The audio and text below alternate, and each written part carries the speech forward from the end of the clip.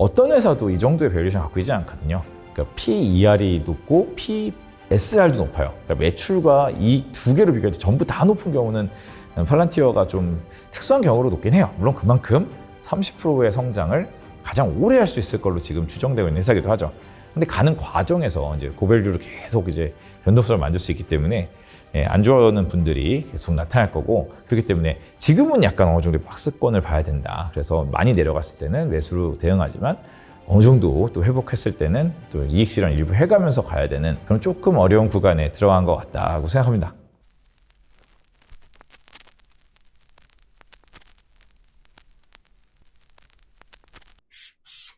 안녕하세요. 주식일타 김규입니다. 오늘은 팔란티어가 처음에 상장할 때부터 어떻게 발굴해서 지금까지 투자를 이어왔는지에 대해 말씀드리려고 해요. 제가 요즘에 템베거 종목에 대해서 가끔 말씀드리잖아요. 어떤 종목이 10루타가 되는가 이런 거에 대한 연구를 하고 있는데요. 그러니까 결국 시작은 매출 성장률에서 항상 시작한다고 말씀드렸습니다. 이익은 왔다 갔다 해도 매출은 회사가 커지는 거기 때문에 제일 중요하다. 이 팔란티어를 처음 만나게 된 것도 결국은 팔란티어가 그 당시에도 30-40% 성장한 회사였기 때문이에요. 1년에 30-40% 성장한 회사는 2년이면 2배가 되기도 하고 4년이면 5배가 되기도 하기 때문에 굉장히 조심해서 잘 봐야 됩니다. 이거를 그냥 막 흘려 넘어가면 안 돼요. 이 회사가 아무리 비싸더라도, 팔란티어도 그때도 비쌌어요. 항상 비쌌습니다.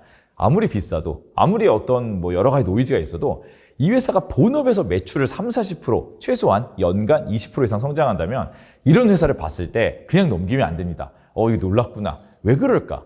왜냐면 경제 성장률이 2-3%밖에 안 되잖아요. 근데 어떻게 이 회사는 그 10배를 성장하지? 이거를 꼭 분석을 해봐야 돼요. 이때 처음에 IPO 때 만나게 됐어요. 20년 10월 정도입니다. 꽤 오래된 일이라 저도 뭐 정확하게 그때 일이 다 기억나진 않아요. 당시에는 언택트 열풍이 여전히 지속되고 있을 때고요. 줌이라고요. 지금 아무도 안 보는 이 막 이렇게 화상으로 이렇게 집에서 혼자 이렇게 언택트 하면서 이렇게 미팅하는 그런 회사가 제일 인기 있던 그런 시기예요.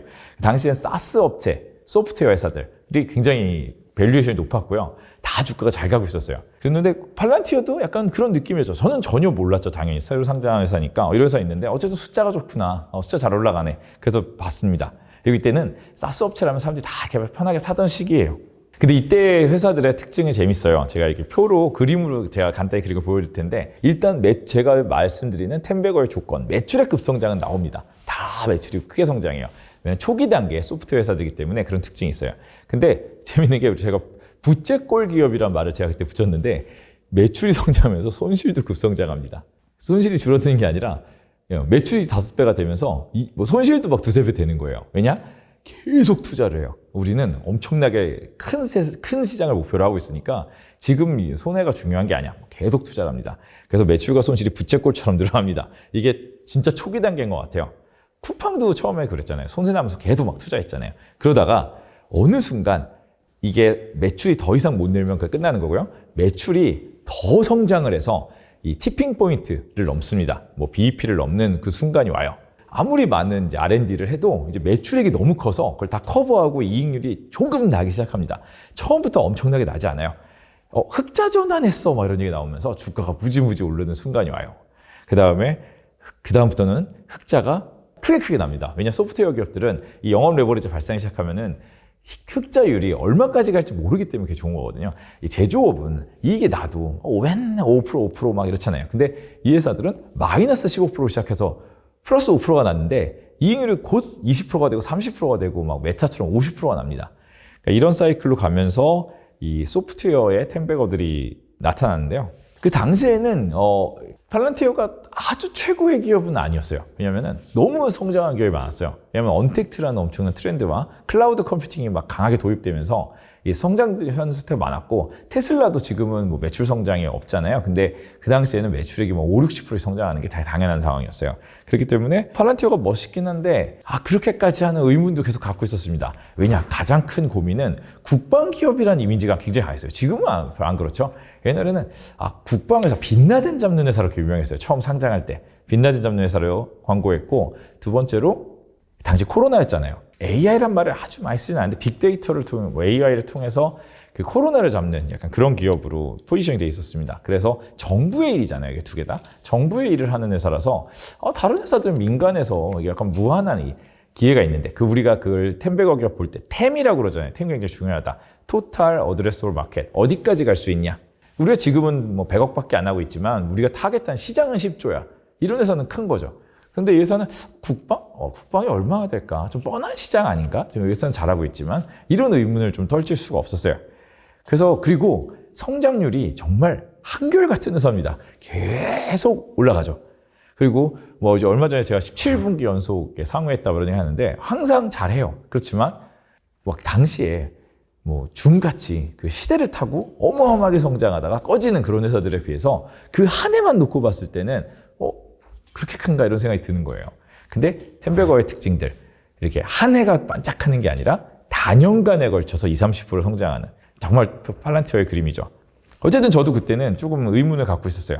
그래서 민간이 안 된다면 뭐 그렇게 크지 않지 않을까. 그래서 21년에 저희에게 작은 포지션에서 저희 펀드의 기여를 뭐 제법 한 포지션이었지만 뭐 다른 더 큰 그림들을 보다가 잊어버렸어요. 22년에 엄청난 약세장이 왔죠. 미국의 모든 성장주가 다 하락하고 나스닥 지수 자체가 40% 하락하는 그리고 뭐 메타 같은 뭐 이런 대기업들도 급락하는 시장이 왔기 때문에 그 시장에서 이제 작은 회사들을 사람들이 잊어버렸습니다. 그리고 이 회사 말고 뭐 지금 잘 나가는 크라우드 스트라이크나 이런 보안 회사들이나 아니면은 여러 사스 회사들도 쇼피파이 이런 회사들도 뭐 급락하면서 다 좀 잊혀져 가고 있었어요. 그래서 저도 팔란티어를 그 뒤로 그렇구나. 역시 시장이 작나 보다 하고 좀 잊어가는 구간이 있었습니다. 그랬는데 23년부터 이제 시장이 반등하기 시작을 했잖아요. 그랬는데요. 보시면 23년에 많이 반등한 건 다 빅테크예요.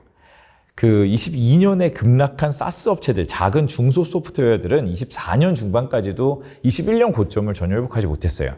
이 회사들이 실제로 숫자도 그때는 그렇게 회복되지 않았습니다. 이 회사들이 24년 후반 정도 가서나 좀 많이 회복이 됐거든요. 그래서 팔란티어도 그런 구간을 무려 2년 넘게 겪습니다. 그러니까 제가 이게 회사가 아무리 좋아도 이런 약간 흐름 있잖아요. 시장의 큰 흐름에서 좀 벗어날 때는 조금은 시장에 놓아줄 필요도 있다고 설명을 드리는 게 나는 아무리 고생을 하고 상관없다. 그리고 나에겐 이 회사밖에 없다. 기회 비용이란 없어. 라고 생각하면은 뭐 그렇게 할 필요 없지만 뭐 일부 가져갈 수는 있겠지만 어느 정도는 시대의 흐름에 맞지 않으면 좀 놓아줄 필요가 있다는 게 팔란티어에서 좀 증명이 되는 부분이 있어요. 이 회사가 뭐 40불 이렇게 했다가 정말 뭐 10불 밑으로까지 내려갔거든요. 이럴 때 왜냐면은 그 사이클에 23년에 보시면 엔비디아 같은 당시는 하드웨어 AI를 투자하는 사이클이었잖아요. 제가 AI 하드웨어 사이클, 그 다음 소프트웨어 사이클 말씀드렸고 지금은 약간 중국의 AI를 또 이제 추격하는 그 사이클을 말씀드리는데 그 AI 투자 사이클이 목전에 있는데 계속 팔란티어를 23년에 갖고 있었을 필요가 있었을까 이런 생각을 하기도 해요. 이거는 약간 철학을 정해야 되는 것 같아요. 나는 아무리 그래도 이걸 끝까지 가져가서 결국 10배를 먹을 거야. 이렇게 갈 수도 있고요. 저처럼 기회비용을 좀 생각하신다면 이 사이클이 있잖아요. 팔란티어가 AI, 그다음에 LLM을 도입해서 한 번 더 점프를 하기까지는 엔비디아가 데이터 센터를 투자해서 이게 돌아가는 사이클이 먼저 필요했어요. 챗GPT가 먼저 힘을 보여주는 게 먼저 필요하고 그 다음에 팔란티어의 2차 상승이 시작되는 거였기 때문에 이 중간에는 쉬어가는 구간이 23년 한 상반기까지 있었거든요. 어쨌든 그렇게 해서 저는 이 회사를 잊고 뭐 엔비디아나 이런 얘기를 자꾸 하게 됐어요. 그러다가 우연한 계기로 이걸 다시 보게 됐는데요. 유튜브를 하면서부터입니다. 전 사실 뭐 유튜버가 아니었고 그래서 뭐 제도권에서 운영만 하는 매니저였는데 유튜브를 하게 되면서 만나게 된 PD님께서 이 팔란티어 얘기를 해주신 거예요. 그러니까 이분은 팔란티어의 긴 팬이었고 정말 낮은 단가에 투자해서 장기 투자를 하신 분이에요. 그러면서 다 좋은 회사 미국에 많지만 이 CEO를 봐야 된다 이런 말씀하면서 알렉스 카프라는 얘기를 하더라고요. 그래서 팔란티어를 사실 알았는데 알렉스 카프라는 이름을 잘 기억 못했어요. 그분이 누군가 했더니 딱 사진을 봤는데 예술가가 있더라고요. 이게 예술 하시는 분인가 봤더니 철학을 하신 거예요. 예전에 그거 사실 안 따져봤습니다. 사실 당신 테슬라 많이 공부하고 있었고요. 그때 팔란티어를 투자했음에도 그냥 재무제표만 보고 이거 투자가 좋아지네. 국방에서 확실하게 들어가기 어려운 시장에서 확고하게 잡고 있으니까 괜찮겠네 생각했지. 뭔 CEO가 철학관인지 이런 거 잘 몰랐습니다. 근데 보는데 너무 재밌는 거예요. 이런 분이 있구나. 되게 그 온톨로지라는 거를 지금은 너무 잘 알려져 있지만 온톨로지라는 걸 막 설명하면서 이렇게 이 기업의 이 데이터들을 수집해서 결론까지 가는 그리고 기업의 맞춤형 솔루션을 제공하는 회사가 있다는 거를 그때 다시 알게 됐어요. 이거 민간으로 성장을 할 수 있구나. 그래서 다시 관심을 가졌습니다. 그때 근데 이제 24년 하반기였습니다. 24년 하반기에 들어갈 때, 그러니까 이제 AI 투자 사이클이 어느 정도 일단, 그러니까 성장률에서 있어 처감되기 성장률이 체감되기 시작하면서 AI 소프트웨어 사이클이 시작될 때예요. 그때는 이제 제가 막 주목했던 기업은 유튜브에도 말씀드린 메타 있습니다. 메타 서비스나 이런 회사들을 많이 말씀을 드렸어요. 이런 회사들이 AI가 이제 투자된 거를 활용하면서 잘 되기 시작했습니다. 근데 뭐 팔란티어도 거기에 대표주가 된 거죠. 근데 팔란티어를 빨리 말씀을 못 드렸던 것 같아요. 이게 계속 비싸다는 생각이 들었어요. 뭐 빅테크들은 이익이 워낙 잘 나니까 PER이 말도 안 해도 높지 않잖아요. 비싸다고 생각을 해서 저도 그런 CEO에 대해서 공감을 하면서 이렇게 약간 포지션을 가져가기도 하고 했지만 이게 이거를 이렇게 말씀드려도 될까? 그러다 계속 오르는 거예요. 너무 많이 올라서 어느 날 그래 지금이라도 이 회사를 얘기를 해야 되겠다 생각을 했어요. 그래서 소프트웨어 AI 핵심 주도 업종에서 이제 팔란티어가 여전히 많이 올랐지만 기회일까? 이렇게 얘기를 드렸습니다. 그때 지금 너무 많이 올랐는데 얘기해도 될까? 이 고민을 많이 했어요. 그랬는데 지금 생각해보면 그래봐야 70%였습니다. 이제 그 뒤로 4분기 실적이 저희 아시듯이 어마어마하게 나오고 민간 부분 AI에서 64% 성장하면서 120불까지 쉬지 않고 올라가게 됩니다. 그래서 거의 뭐 2배 가까이 주가가 올랐었는데 그때 그 영상에서 말씀드렸던 포인트가 지금이랑 같아요. 그때 포인트가 국방이 성장하는 회사인데 민간에서 더 큰 성장, TAM이 더 커진다. 그런 거랑 LLM의 발전이 이 회사의 성장을 촉진한다. 그리고 국방도 이제 트럼프로 가면서 이제 국방 효율화를 통해서 AI 국방으로 가면서 F-35 이런 국방이 아니고 이게 팔란티어와 뭐 안두릴 같은 그런 사이클로 가는 이 세 가지 포인트가 있다. 이렇게 말씀 주셨었는데 지금 봐도 사실 포인트는 같은 것 같아요. 그리고 이제 연말이 지나서 이제 미국 시장이 점차 이제 1월에 흔들리기 시작을 했습니다. 그래서 저희가 계속해서 좀 우려를 갖고 있었던 부분부터 제외를 하기 시작을 했어요. 계속 보신 분들은 알겠지만 뭐 테슬라나 이런 애플 이런 쪽을 좀 물건이 왔다 갔다 하는 쪽은 관세 우려가 크고 그 다음에 지금 숫자를 우리가 항상 업데이트해야 된다. 아무리 템베거 종목이라도 숫자가 꺾이는 구간에서는 그 조정폭이 반토막 이상도 날 수 있는 거기 때문에 숫자를 업데이트한다 이런 생각에서 그 숫자를 했는데 테슬라의 숫자가 가장 빨리 하향되기 시작을 했어요. 처음에 미미했지만 그 다음 하향폭이 커지기 시작했습니다. 그러면서 테슬라나 애플이나 이런 쪽에 하드웨어 쪽, 엔비디아 이런 쪽을 먼저 좀 제외를 했고요. 그러면서도 팔란티어는 좀 마지막까지 저희 공부 기업에 있었던 것 같아요. 저희가 중국 주식을 추가 편입하면서 3월 4일에 마지막으로 제외하게 됩니다. 이때가 이제 91불 정도였네요. 그 다음에 이후에 이제 사실 막 미국 시장이 많이 빠졌잖아요. 그러면서 한 76불까지 하락했다가 어제 보니까 다시 저희가 제외한 90불이네요. 어떻게 보면은 무의미한 일을 한 걸 수도 있겠네요. 그렇지만 그 사이에 이제 또 고생을 했을 수가 있으니까요. 그런 부분에서 좀 쉬어갈 때가 있다. 이런 측면을 말씀드렸는데 역시 숫자가 강하기 때문에 제일 빨리 급반등을 했습니다. 지금 숫자가 약한 기업들은 아직 전혀 못 올라온 기업들도 많이 있거든요. 그 다음에 한 달 넘게 이제 미국 시장이 계속 내리 하락을 하고 그 다음에 제가 다시 좀 팔란티어도 좀 말씀드렸습니다. 이제 팔란티어나 테슬라나 다 과매도에 들어갔기 때문에 이 과매도에서 또 이제 와서 이제 이미 알려진 일로 너무 나쁘게 얘기하는 거는 의미가 없다. 이렇게 숏하다가 실패하는 경우가 진짜 나빠 보일 때 인버스에 들어가기 때문에 거기서는 막 강한 반등이 나오거든요. 이 30%가 빠졌으니까 반등폭도 클 거잖아요. 테슬라는 50% 이상 빠졌고요. 그럴 때 과매도를 포인트로 해서 그리고 사실 다른 많은 기업들이 실제로 숫자가 약해졌는데 팔란티어는 숫자가 약해지지 않았고 미국에 있는 제도권의 추정치도 여전히 높은 추정치에 있어요. 그렇기 때문에 좋다. 물론 지금 정부 지출 줄이는 부분을 좀 조심해야 되지만 이익 전망이 아직 나빠지지 않았기 때문에 팔란티어는 다시 봐야 된다. 이런 측면을 말씀드리고 뭐 지금까지의 뷰도 좀 그렇습니다. 팔란티어가 많이 빠졌을 때는 항상 기회인 정도의 좋은 펀더멘트를 갖고 있는 회사다. 그런데 좀 많이 올라가면 그 미국에서 제도권 에너지 득달같이 달려들어서 다 막 고밸류 합니다. 한번 100불 넘어가면 만약에 또 그 고밸류 나올 거예요. 왜냐면 어떤 회사도 이 정도의 밸류션 갖고 있지 않거든요. 그러니까 PER이 높고 PSR도 높아요. 그러니까 매출과 이익 두 개로 비교할 때 전부 다 높은 경우는 팔란티어가 좀 특수한 경우로 높긴 해요. 물론 그만큼 30%의 성장을 가장 오래 할 수 있을 걸로 지금 추정되고 있는 회사이기도 하죠. 근데 가는 과정에서 이제 고밸류를 계속 이제 변동성을 만들 수 있기 때문에 안 좋아하는 분들이 계속 나타날 거고 그렇기 때문에 지금은 약간 어느 정도 박스권을 봐야 된다. 그래서 많이 내려갔을 때는 매수로 대응하지만 어느 정도 또 회복했을 때는 또 이익 실현 일부 해가면서 가야 되는 그런 조금 어려운 구간에 들어간 것 같다고 생각합니다. 예, 과정을 보니까 팔란티온 중간에 한 2, 3년 동안 제가 잊어버렸던 기간도 있었고요. 예, 그리고 굉장히 벌써 시간이 많이 지났습니다. 근데 참 좋아했나 봐요. 그 사이에도 몇 달 사이에도 되게 많이 여러 가지 과정을 언급하면서 말씀드렸네요. 결론 한번 다시 말씀드리겠습니다. 지금은 제가 마지막으로 말씀드린 팔란티오 영상의 뷰와 같습니다.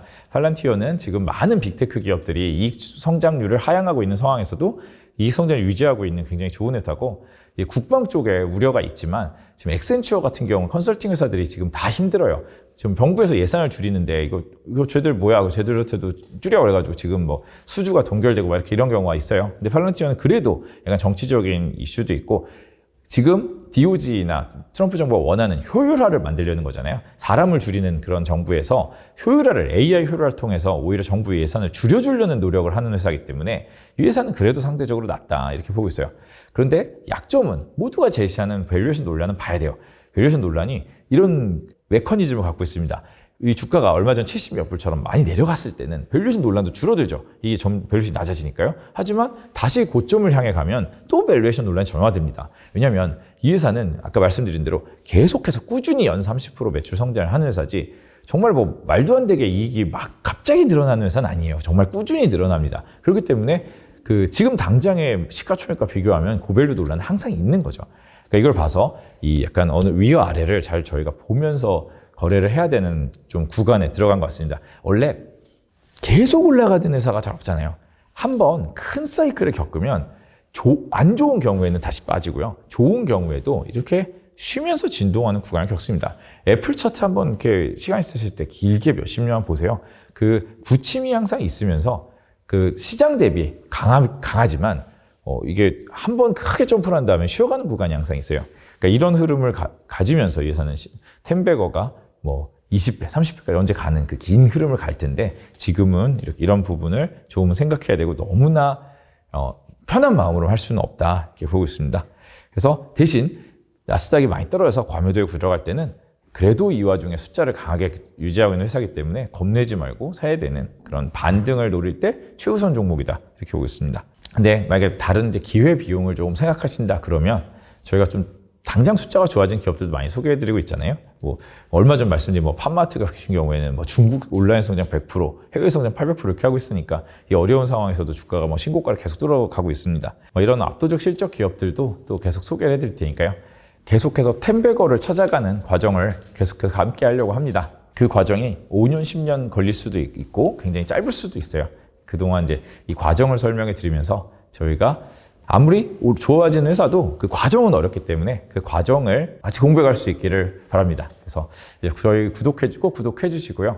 저희 게시물도 많이 올리니까요. 게시물도 봐주시고 이 댓글로 질문 주시면 제가 답변 드리면서 같이 공부해 보겠습니다.